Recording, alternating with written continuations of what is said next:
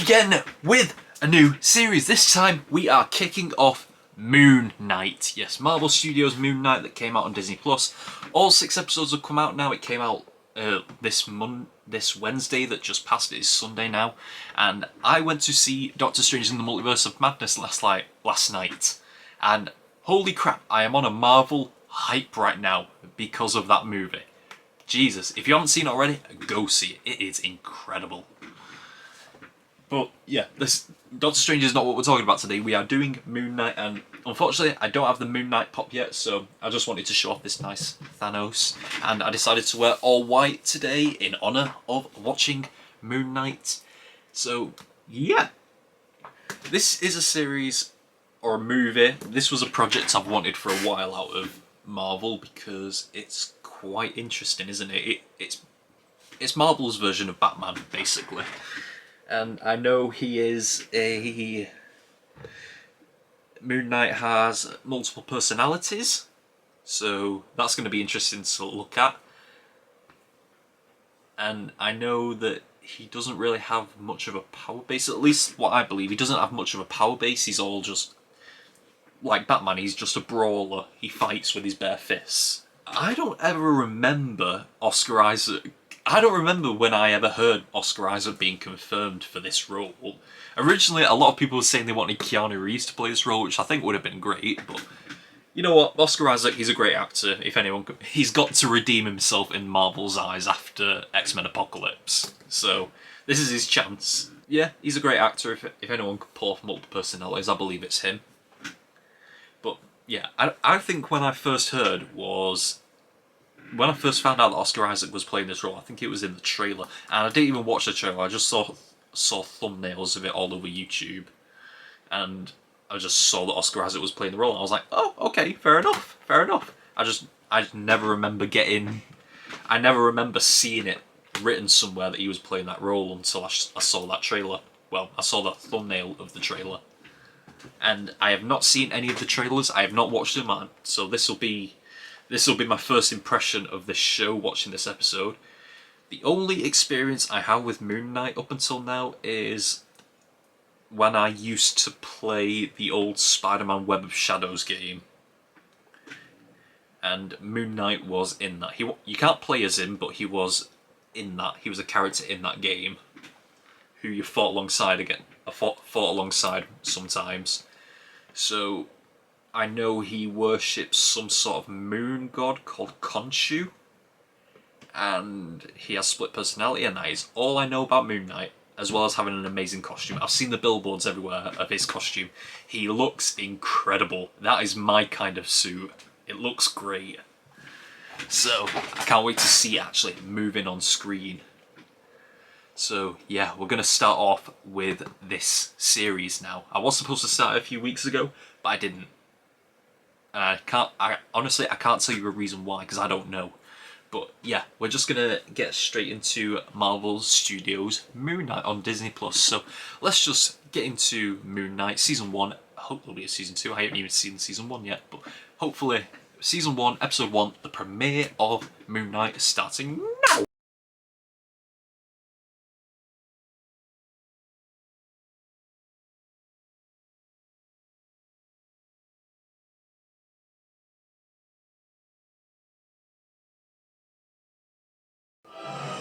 Oh, that's a suit! Look at that! Oh yes! Oh yes! Oh yes! I am all in on this! Is there an end credit scene at all? Nope, doesn't look like it. Okay! Okay! I am all in for this. Right, so we started off with introducing 2 different people. One of them, I'm guessing, was that. One of them I know was that Arthur guy, the guy with the long hair and the cane who judges people with the tattoo on his hand, the moving tattoo. And he was putting glass in his shoes, so already a bit of a quirky thing there. Do your own thing, bro. I wonder what purpose that serves. I wonder if we'll explain it at all. Or if it's just going to be like a thing, like, oh, it's a thing he does. And then we got introduced to Stephen Grant. I didn't even know that was his name. Like I said, I don't really know anything about Moon Knight. But yeah, he tapes his door, he locks his door, and he straps himself to the bed. I'm guessing he has some inkling of his disorder, because it's to keep himself from going walkabout. But here's the problem with that. Your alternate personality will know everything about you. So if you know how to strap yourself, if you know about all the strapping yourself to the bed, locking the door, taping the thing, and doing it in an exact certain manner, then your alternate personality will know that stuff as well. So it's kind of a lost cause. To really do it, like even if you have like a combination lock on yourself to lock yourself to the bed, you know the combination, so your alternate self is going to know the combination as well. What you have to do is you have to get someone else to do the combination. You have to get someone else to do the combination, a combination that you don't know, and then have them lock you to the bed. Because only then, that person who knows the combination, they're the only one who can release you. So that's what he should be doing, but he strikes me as the guy who doesn't like to tell people about what's going on with him. I'm surprised that he was British. I didn't expect that. I didn't expect him to have a British accent. But then his alternate self tends to have an American accent, so he did quite well with the British accent as well. Usually Americans can't really pull off the British accent. Like I just saw an interview between Elizabeth Olsen and Benedict Cumberbatch where they were asked a question like, can American people do a British accent better than a British person can do an American accent? And they both said no. They said that British people do American accents better. So, I'm amazed that we're seeing, after watching a film where a British person is putting on an American accent, Doctor Strange, and I'm now watching Oscar Isaac put on a British accent, but he's also getting to do an American accent as well. And you can tell in the beginning that his alternate personality is kind of wreaking havoc on him. Like, he's making dates without him even realising it. His alternate self is making dates with a date with this woman. And then his alternate self doesn't even keep up the promise. His alternate self was probably the one who asks for the date or accepted the date, and then his alternate self is the one who didn't show up. So yeah, it makes sense that he's a museum curator or a museum shopist. He works at a gift shop in a museum. Because when Kevin Feige said that they were making this show, they said it features a lot of iconic Egyptian iconography. So yeah, it would make sense that he has some knowledge in that, because it looks like he does, where he's trying to correct the head of the museum on certain pictures, saying like there's only 7 gods in this one, there should be 9, so it makes sense that he has that knowledge. I imagine that's probably the reason why he applied for this job. But yeah, his alternate self is just wreaking havoc on his life, and he doesn't even realise it. He's even going missing for days. He was supposed to have a date on Friday, and he's waking up on Sunday. Because then he tries to stay awake, and then he accidentally falls asleep, and he goes straight to the Alps, where it looks like he's robbed a scarab off them, some sort of scarab. It belongs to Amit. And then you've got this guy who's judging people in the town centre. This Arthur, with his moving tattoos. Okay.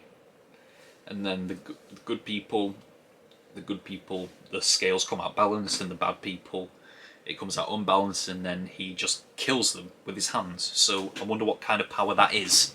And then we got on to the point where I do like that when he's in trouble, it just time skips straight to after he's done what he needs to do. Like Stephen and Mark, two different people. Stephen blacks out and then he wakes up again. We just skip straight to when he wakes up again, and all the people around him are dead. Mark's doing. And then he's also being talked to by this creature. Because that voice that's speaking to him, like, the idiot's in control now, that's not Mark's voice, that's not Oscar Isaac's voice. So there's a third party involved as well, and it's probably that skull creature that we saw later on, but I'll talk about that later. So then we just get the scene of him trying to escape, and he just keeps blacking out after doing everything that he needs to do. So all we're getting is the before and after of the action. But I'm not complaining, because it's hyping us up for what comes later. Like, it's showing like the power of Moon Knight on Mark, and then but it's not showing it. It's not showing you what he's doing. It's just showing you the before and after. So it hypes you up for when you get to see him do things later on. After he's done everything he needs to do, he's escaped, and then he wakes up back in his flat again, where he then realises that his fish has got 2 fins, which he pointed out it only has 1 fin later on. He pointed out that it only had 1 fin earlier on, and then he wakes up and then it shows you that the fish has got 2 fins. He goes to the fish shop and they're saying, like, it was the same fish you bought yesterday and it had 2 fins, but he wasn't there yesterday. At least in his mind he wasn't.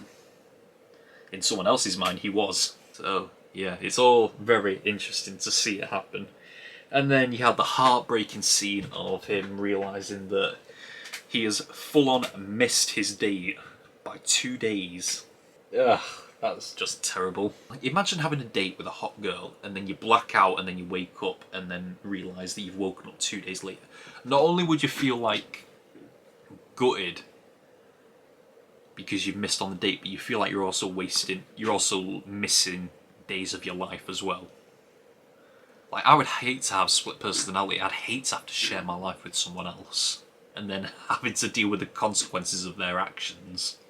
Like, whatever my other personality does when I'm not looking or when I'm not there, I have to then probably deal with the consequences of what they do. Like, if your all in itself kills someone and then it switches back to you and then you've got to go to prison for it, that is just bullshit. Yeah, and then there's that scene where he finds the scratch marks on the floor because he's moved the desk on the little chair, the little table.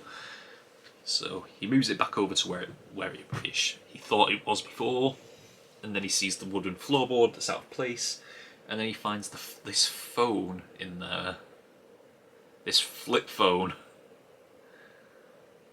and he's been talking to someone called Layla, who has only been interacting with Mark up till this point because she doesn't recognise Stephen. She recognises the voice, but she doesn't recognise the accent, and like, she obviously it was she said it was months ago since she last saw him, so we're obviously going to have to get introduced to her at some point and then find out what the hell has been going on, because we're in the mind of Stephen. We're so confused as what's happening. We're only seeing the before and after, just like Stephen is. And then, obviously, Mark's been doing stuff in the past that we don't know about, because Stephen doesn't know about it. So, it's interesting that we get to see these things from Stephen's perspective, and we're just like, what the hell is going on? And then we're having to experience the consequences, like Stephen is. Oh, the freaky scene where the lights are all off, he's looking in the mirror, and you can see like the silhouette of his reflection just like making different movements that he is. It's just so freaky. And then he's trying to take the elevator, and in the dark you can just see this monster coming at him. The same monster that's been talking to him this whole time. It looks freaky as hell. And then you just see it randomly passing when he's in the morning when he's on the bus and he's just passing by and you see it. Oh, it's scary. It's quite scary. Fast forward to the part in the museum where Arthur is there and they start talking to each other. And he tried doing the judgment thing on him, but we didn't see what the result was. So I wonder, like, the camera moved away from the point when it's supposed to show his judgment. Like, we don't know if the scales were balanced or unbalanced. So yeah, interesting. There's got to be a reason he let him go. I mean, you need him to find out where the scarab is, obviously. And there's obviously some sort of supernatural powers at work here, because after that, he's walking around the museum at night, and then I think it's a Wendigo. A Wendigo showed up and started chasing him. So he locks himself into the bathroom, and then Mark starts talking to him from the mirror, and you're just seeing them doing two completely different things, and Mark is the only one who can save. Moon Knight is the only one who can save him, and so we get to see the beginning of the transformation where Stephen is giving up control to Mark, and then you see the bandages start coming over him as soon as the Wendigo comes in. And then we cut to outside the bathroom and you see the door get blasted off. Well, the door was already blasted off, but you see the Wendigo try to crawl its way out and just get dragged back in. And then the reveal of the suit, that final shot to the reveal of the suit, was so good. That's my kind of suit. It looks great. Oh, I'm going to watch so many reactions to this. But yeah, there's also something on a much more somber note that we've got to talk about with this show. The actor who unfortunately died after filming this show, what was his name? Moon Knight actor. Yes, Gaspard Ulliel, the 37-year-old actor who died, French actor who died in a tragic skiing accident. Yeah, as Mogart. We haven't been introduced to Mogart just yet, but yeah, at the end of every episode, or at the beginning of every reaction, probably at the beginning of every reaction, we're just gonna have like a few second tribute to Gaspard, because it's tragic when an actor passes away, especially one who was only 37 years old as well. The last time I can remember that was this man right here. So yeah, it's tragic when we lose an actor like this. So I'm gonna make sure to appreciate his performance when he does show up. But yeah, should I rank this? There's no point in ranking this episode. We've only had one episode so far, so it's obviously right at the top, episode 1.